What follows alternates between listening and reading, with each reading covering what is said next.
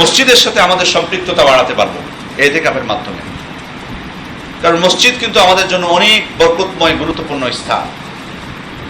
সম্মানিত উপস্থিতি, খেয়াল করে দেখুন, মসজিদে যদি সালাতটা আমরা আদায় করি, কত ফজিলত আমরা পেয়ে যাই, কত মর্যাদা আল্লাহর পক্ষ থেকে পেয়ে যাই। সালাতুর রাজুলি ফি জামাআতিন তুদাআফু আলা সালাতিহি ফি বাইতিহি আও সুকিহি 25 দারাজা। মসজিদে জামাতের সাথে সালাত আদায় করলে বাড়িতে আদায় করার থেকে 25 গুণ, কোন কোন হাদিসে আছে 27 গুণ নাকি বেশি। আল্লাহ রাসূল সাল্লাল্লাহু আলাইহি ওয়াসাল্লাম বলছেন, যালিকা আন্নাহু ইযা তাওয়াদ্দা ফাহসানাল উযু, যখন সে সুন্দরভাবে ওযু করে, সুম্মা খারাজা ইলা সালাহ লা ইউখরিজু ইল্লা সালাহ, শুধুমাত্র সালাতের উদ্দেশ্যেই বের হয়, লাম ইয়াখতু খুতওয়াতান ইল্লা রুফিআত লাহু বিহা দারাজা, যখনই একটা ধাপ ফেলে, এই এক ধাপের মাধ্যমে আল্লাহ তাআলা তার একটি মর্যাদা বাড়িয়ে দেন।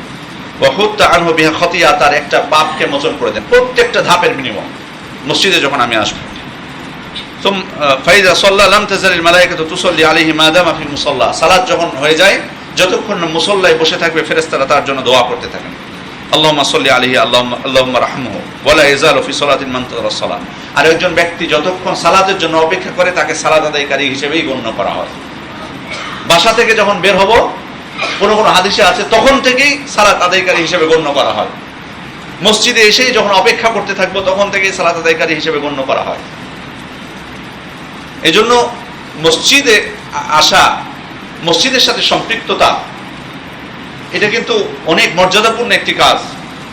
আর এই জন্য আল্লাহ রাসূল সাল্লাল্লাহু আলাইহি ওয়াসাল্লাম হাদিসের মধ্যে বলছেন, মা তাওয়াত্তানা রাজুলুন মুসলিমান মাসাজিদা লিস-সালাতি ওয়া যিকর ইল্লা তাবাশবাশা আল্লাহু লাহু কামা ইয়াতাবাশবাশু আহলুল গায়ব বিগায়বিহিম ইযা কাদিমা আলাইহিম।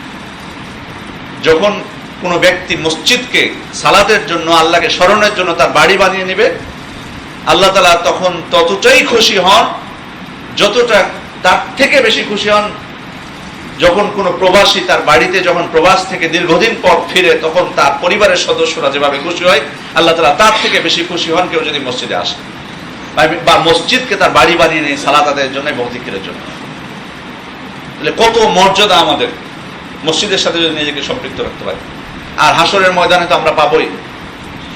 হাসরের ময়দানে যাদেরকে আল্লাহ তাআলা তার বিশেষ ছায়ায় বা আরশের ছায়ায় আশ্রয় দিবেন, তাদের মধ্যে এক প্রকার হচ্ছে রাজুলুন কলবুহু মুআল্লাক ফিল মাসাজিদ, ওই ব্যক্তি যার অন্তরটা মসজিদের সাথে সবসময় সম্পৃক্ত থাকে।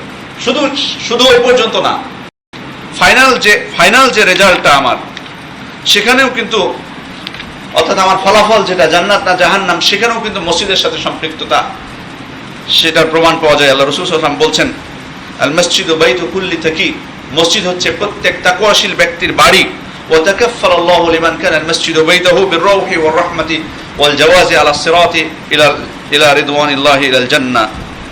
মসজিদ হচ্ছে প্রত্যেক তাকওয়াশীল ব্যক্তির বাড়ি।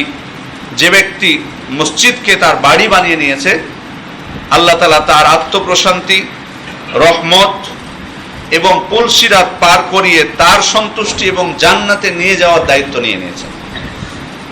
কেউ যদি মসজিদকে তার বাড়ি বানিয়ে নেয়, আল্লাহ তাআলা তার আত্মপ্রশান্তির, তার উপর দয়ার, এবং কিয়ামতের দিন হাসরের ময়দানের পরে আমাদের বেশ কিছু স্তর কিন্তু আমাদেরকে পার হতে হবে। তার মধ্যে হচ্ছে সিরাত, এই পুলসিরাত যেটাকে আমরা বলে থাকি, এই পুলসিরাত পার হওয়া এটা কিন্তু এতটা সহজ না। কিন্তু যদি মসজিদের সাথে আমার সম্পৃক্ততা থাকে, আল্লাহ রাসূল সাল্লাল্লাহু আলাইহি ওয়াসাল্লাম বলছেন যে আল্লাহ তাআলা দায়িত্ব নিয়ে নিয়েছেন, তিনি নিজে এই বান্দার উপর তিনি দয়া করবেন, তাকে প্রশান্তি দান করবেন, তাকে পুলসিরাত পার করিয়ে তার সন্তুষ্টি এবং জান্নাতের দিকে তাকে নিয়ে যাওয়ার দায়িত্ব নিয়ে নিয়েছেন। সুবহানাল্লাহ। তাহলে এই যে মসজিদের সাথে সম্পৃক্ত থাকার যে মর্যাদা, সেটা কিন্তু ইতিকাফের মাধ্যমে কিন্তু আরো বেশি দৃঢ় হয়ে গেল, আরো বেশি মর্যাদাটা দৃঢ় হয়ে যায়।